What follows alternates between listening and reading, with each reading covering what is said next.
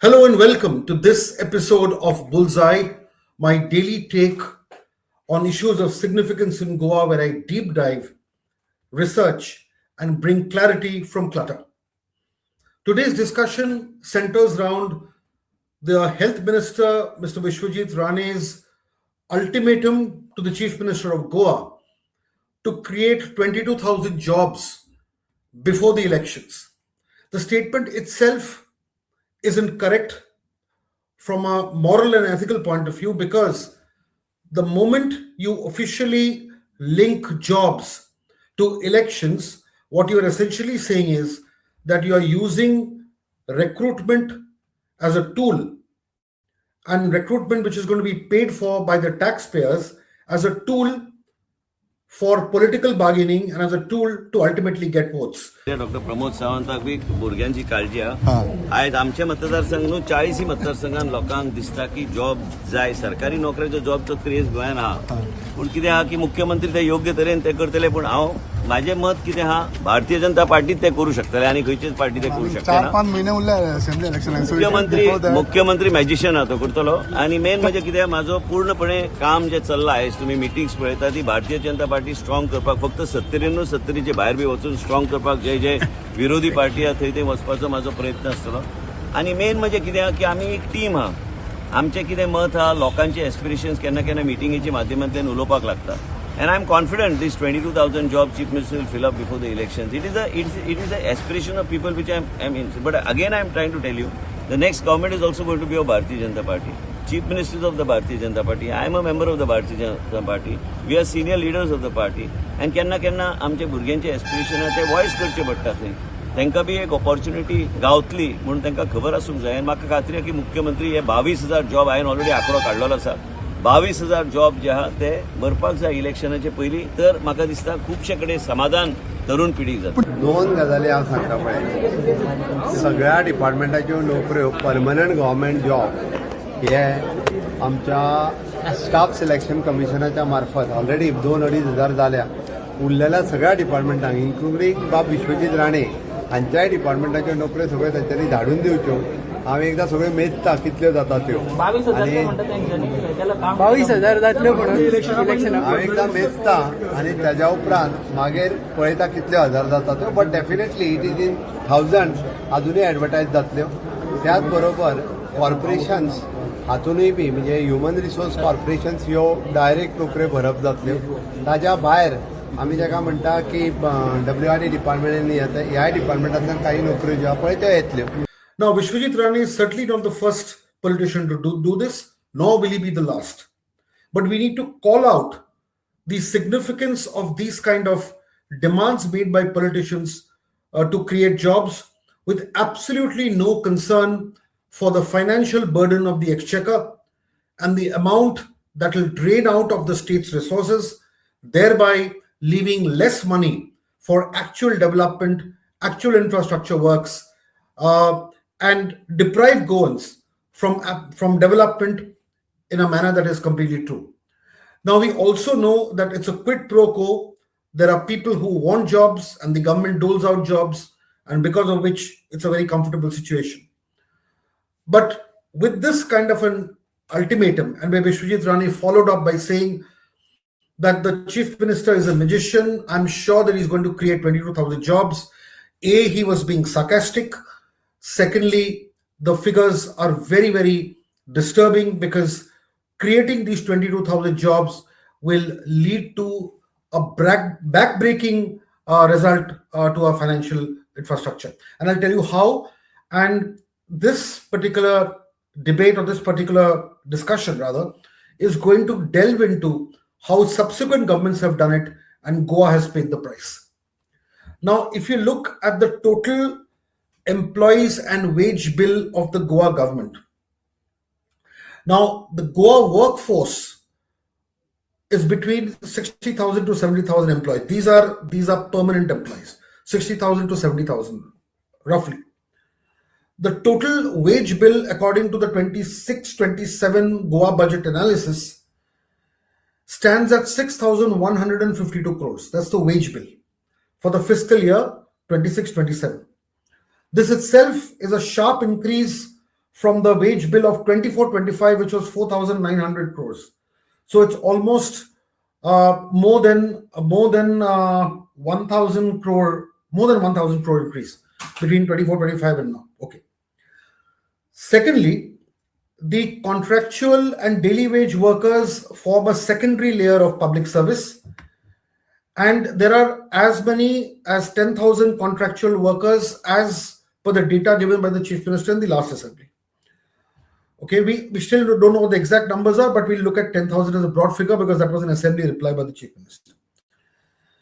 Additionally, there are many people who are employed through the Goa Human Resource Development Corporation. This is the total thing. Now, if you look at the total expenses, it will go down to about, okay, the total expenses for the 2026 budget session. The government announced a policy to regularize about 950 contractual employees back into the fold of permanent employees. So that also adds to the burden. Now, I've already said about 6,152 crores is the bill. Okay. Now, the pension bill of the Goa government 26-27 is about 2,847 crores. That's the pension bill. So if you look at the pension bill of 2,847 and the salary bill of 6,152 and at the interest bill of 2,292 crores on salaries and pensions, the total amount that the Goa government will spend on salaries and pensions and interests is a whopping 11,291 crores. Please mark this, 11,291 crores. Now this 11,291 crores, it actually means that this is about 47.8% of Goa's total revenue, 47.8%, because Goa's total revenue is about 23,636 crores FY 26-27. And out of 26,636 crores, if 11,291 crores goes on salaries and pensions alone, that is 47.8% of Goa's revenue, which is almost as half. Now, this is where we stand. You're spending half your revenues on salaries and you still want 22,000 more jobs. And this is where it lies. Also, there's another thing. Most of these recruitments are ad hoc, they are political, and continuously bypass the Goa Staff Selection Commission rules, where all these recruitments need to go through them. Now, the government has operationalized this Goa Staff Selection Commission. And by law, all Group C employees' posts must be routed through this commission via merit-based competitive testing. And this is important. Merit-based competitive testing should be done, and all the positions should be routed, Group C positions should be routed through the GSSC rather than individual departmental recruitment. But is that happening? The information is no, that's not happening in the manner that it should. Now, this is where we lie. Secondly, the government has time and again announced in the assembly that digitization needs to be done over expansion, which means that if you focus on e-governance, as the state proudly claims to do, then that will lead to a lean and mean administration, which will meaning efficient administration, which would reduce the need for physical recruitment. But in reality, the exact opposite seems to be happening. Now, the issue here is, on what basis is Mr. Rane specifically, and others, I'm sure one is doing it, but they're not making as much noise, demanding this kind of recruitment? Because should these recruitments be held only to fill up positions before elections so that the concerned minister gets political advantage? There is nothing hidden here. There's a very clear demand made by Vishwajit Rane to the Chief Minister that these recruitments must be done before the elections, forthcoming elections.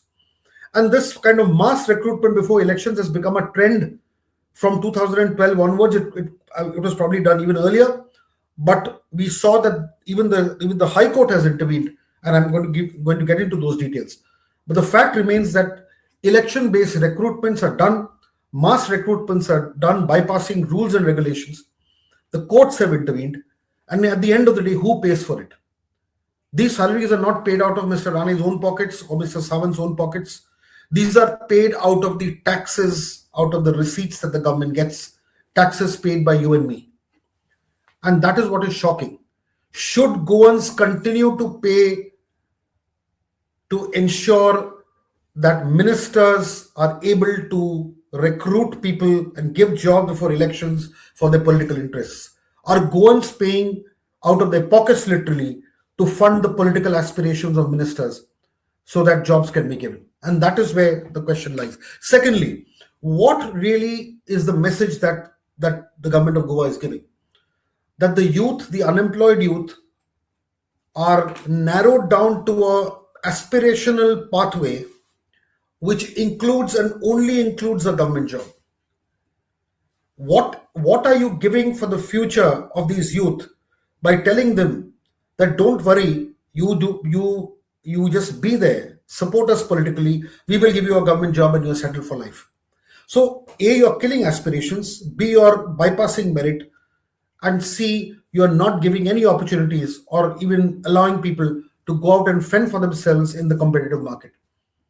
Rather than create wealth, rather than bring in investments and industries and getting them jobs through it, rather than really increasing the skilling potential. And there is no doubt that there is a policy. There are very good bureaucrats who are looking into startups, who are looking into incubation. We are not saying that's not happening. But what is the percentage of people who are being incubated, who start startups? How many of them are ultimately being able to do businesses or get gainful employment within Goa outside the government ecosystem? And that is the question. So are we supporting merit, or at the end of the day, are we just supporting politicians from using these jobs with our money for their political benefits? And this is the question that we're asking tonight. This whole issue of mass recruitment before elections is a common practice. We'll first get into the 2022, the last assembly elections. Now, before the 2022 elections, there was a rush recruitment of almost about 10,000 jobs just before the elections. Now, in 2021, just before that, there were massive allegations over this big scam of the recruitment of junior engineers and technical staff in the PWD. Opposition parties allege that these jobs are either being sold or distributed strictly on political lines. Then there was a health department recruitment rush. Thousands of vacancies in the Directorate of Health Services and the Goa Medical College was fast-tracked for recruitment just before the Model Code of Conduct for elections came into place. This led to court cases and demand for investigations and vigilance inquiries.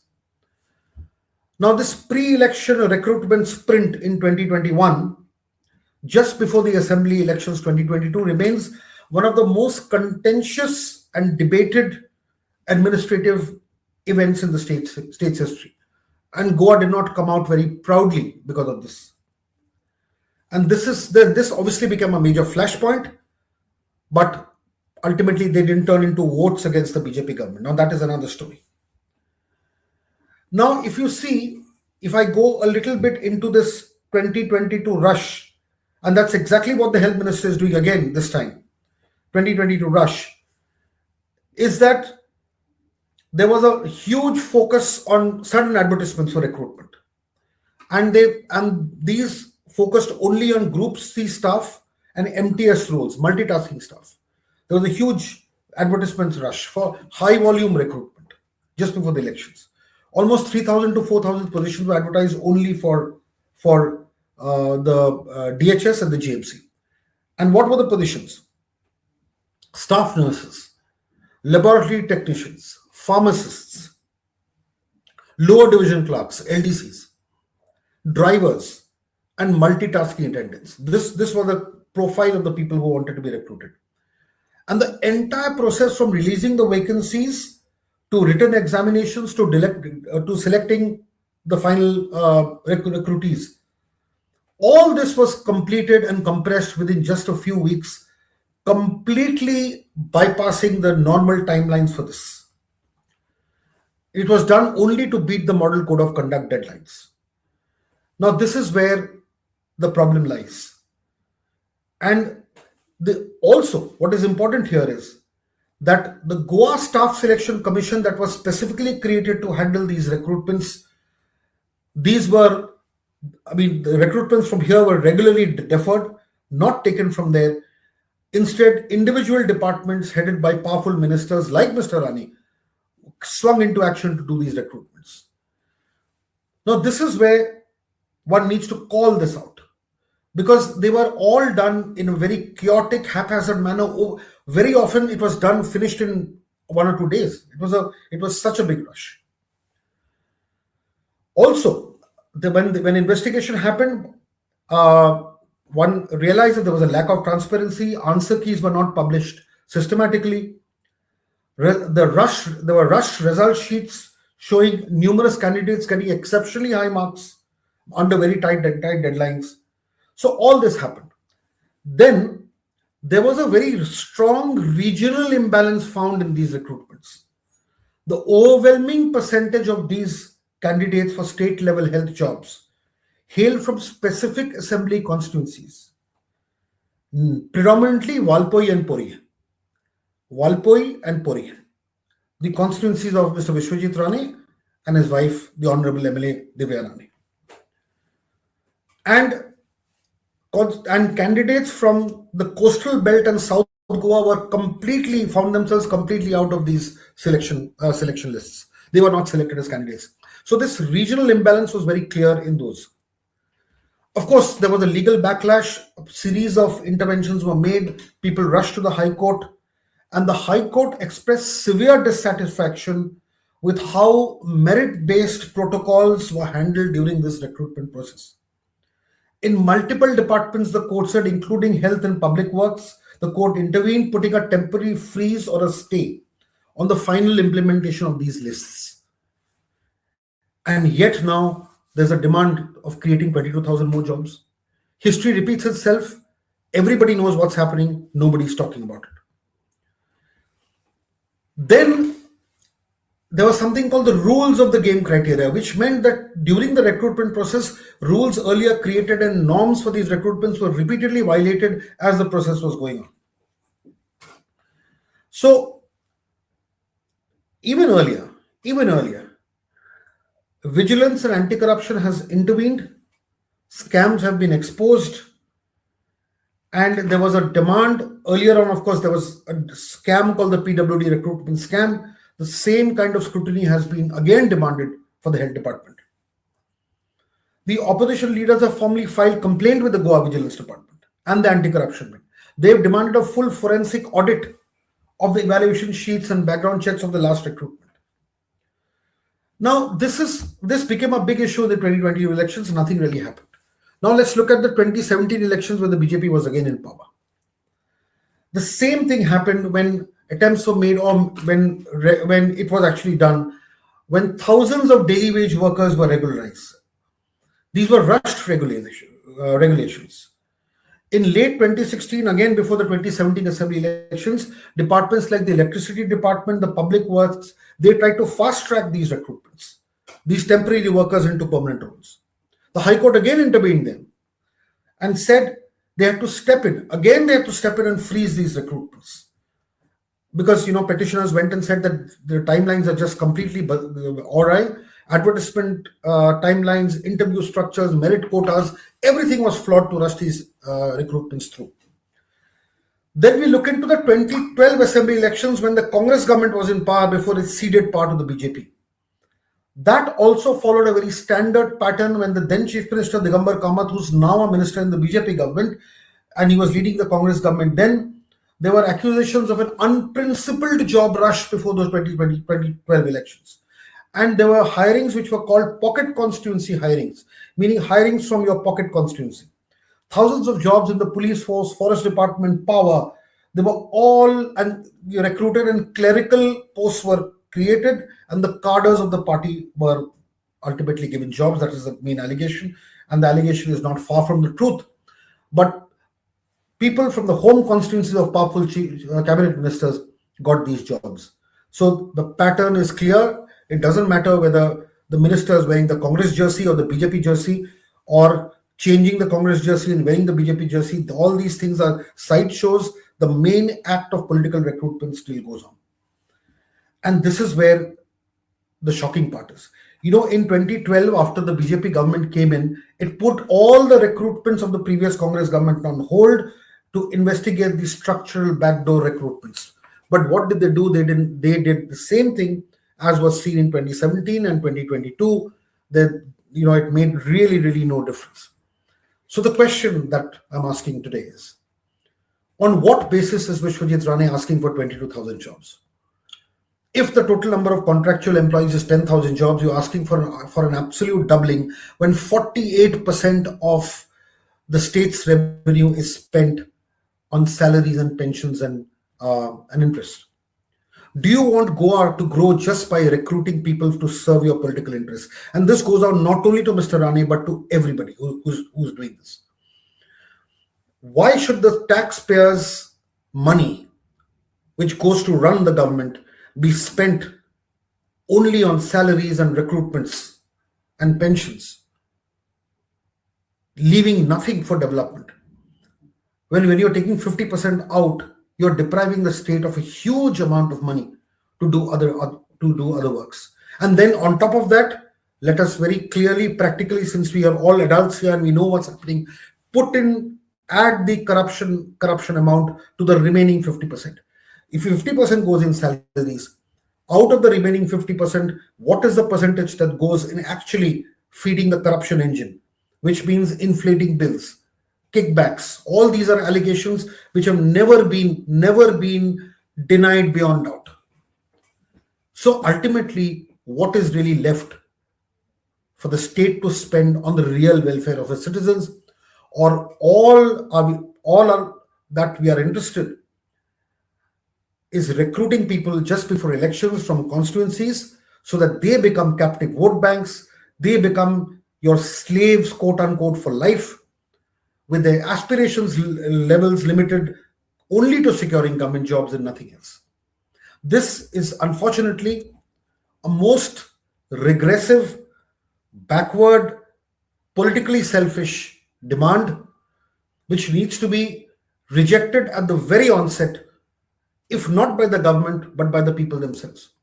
We must ultimately come to the conclusion that these government handouts, like reveries as they say, these government handouts and freebies may be very comfortable to certain families, but ultimately lead to a Goa which is less developed, less financially secure, and then which ultimately will lead to a very, very critical situation. Because if the government has to beg, borrow, steal to merely pay salaries, then the state's health is going to be very, very critical. And on this note, let us at least send this message to Minister Rane and to all others. Please do not use the people's money to recruit people from your constituencies just so that you can keep your vote banks intact. This is not fair. This is not correct. This is not democratic. Thank you.